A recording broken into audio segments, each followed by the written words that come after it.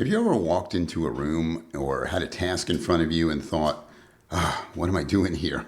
I don't belong here. Everybody else seems smarter, more qualified, more confident than me.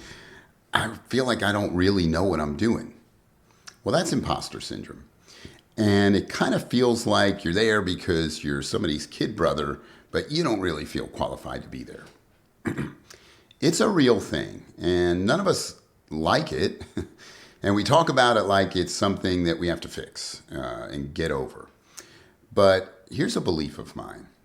There's nothing that exists that is all bad or all good.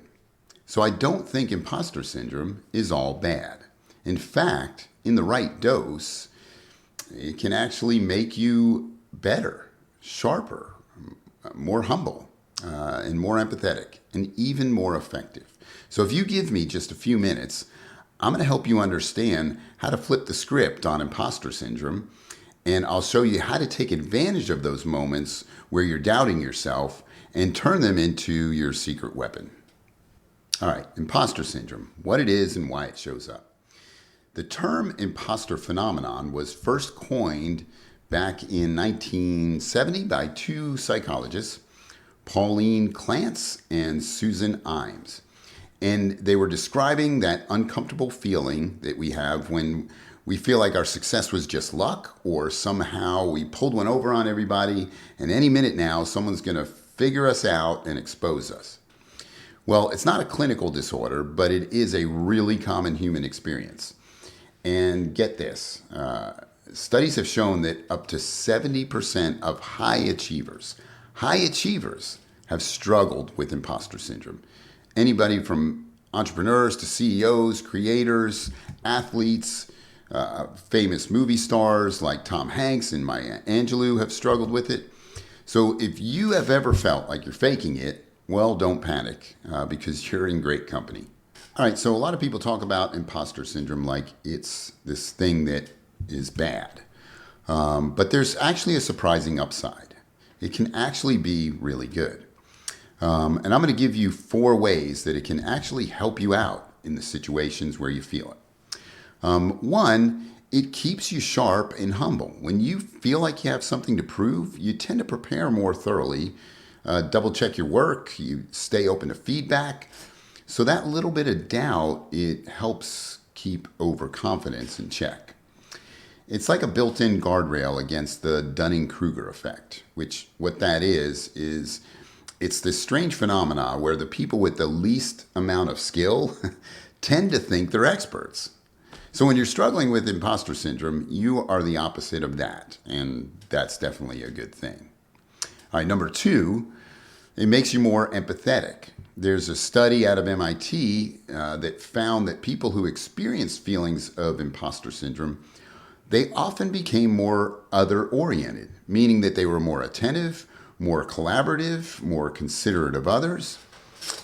And so I read that and thought, that doesn't really make any sense, because when you struggle with imposter syndrome, you feel really self-focused.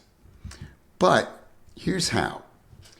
When we struggle with imposter syndrome, we end up being really tuned in to how we think others might perceive us. And that self-awareness translates into building stronger relationships.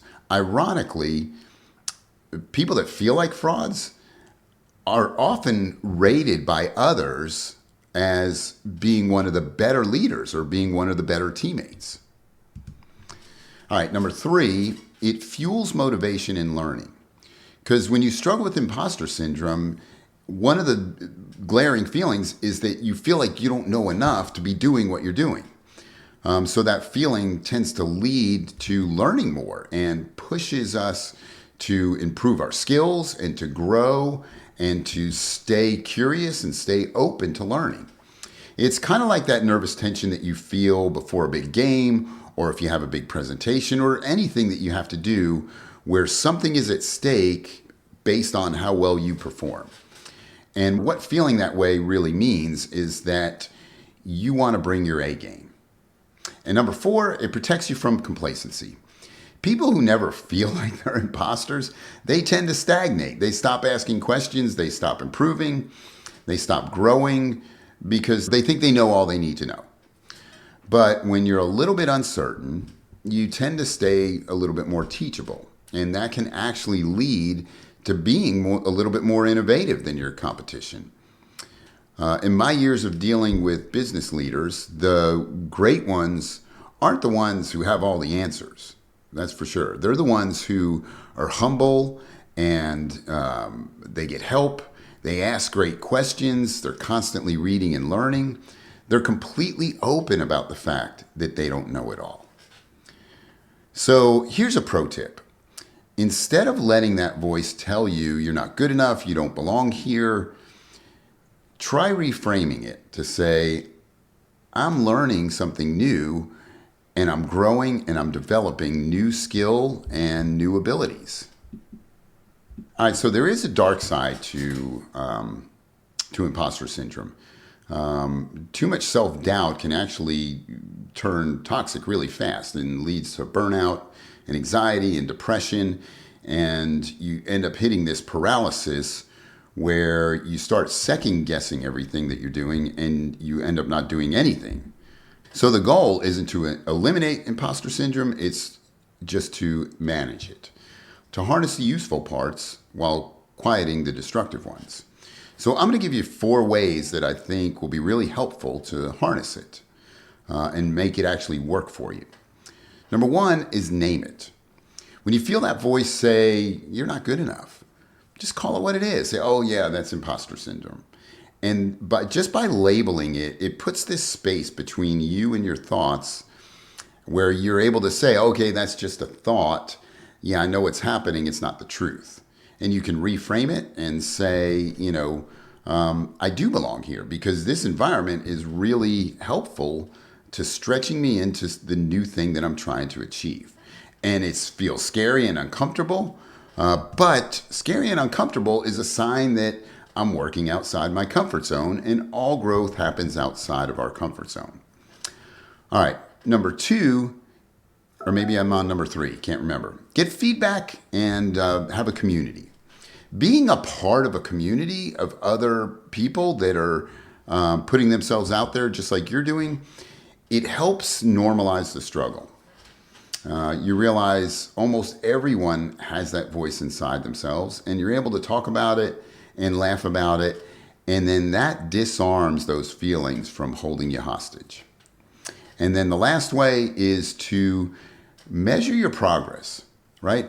Don't worry about perfection. Celebrate your small wins and look back and see how far you've come.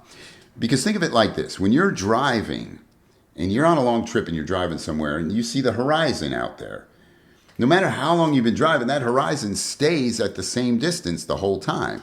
But when you look back, that's when you can go, oh, wow, I've come a long way. And that helps you see how far you come. And so that is your evidence that every step you're taking, every time you're doing something, is proof that you belong here. All right, so let me wrap this up. The truth is, feeling like an imposter doesn't mean you are one, all right? There's nothing wrong with you. It just means that you're self-aware enough to see that you don't know everything and you still need some educating. But it also means that you actually care. It means you care enough about bringing value to your clients. It means you care enough about delivering results to those who are paying you. It means you care about how you're affecting others. So don't run from it. Use it, because people who think they've got it all figured out, they've already stopped growing. And those are the ones you're going to pass. But the ones who doubt just enough to keep staying curious, to keep being self-aware, they're the ones that are going to keep growing, learning, and evolving. And hey, if this message hit home with you, type yes in the comments. And if you want to have a conversation about anything I discussed here, type talk in the comments and I'll send you a link to my calendar. I've struggled with this and still struggle with it from time to time. So I'd be glad to have a conversation with you to see if there's, if I can help in any way.